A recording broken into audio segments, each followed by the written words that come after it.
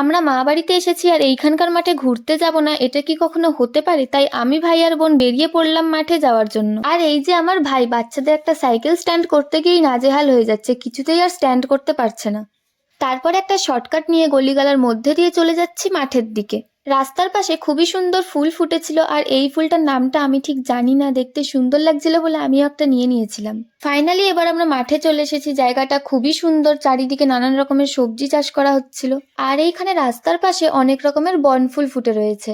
আর এইখানে মূলো চাষ করা হচ্ছে। আর এখানে টমেটোর, বাঁধাকপি, ব্রকলি আর এছাড়াও আরো অনেক রকমের সবজি চাষ করা হচ্ছে।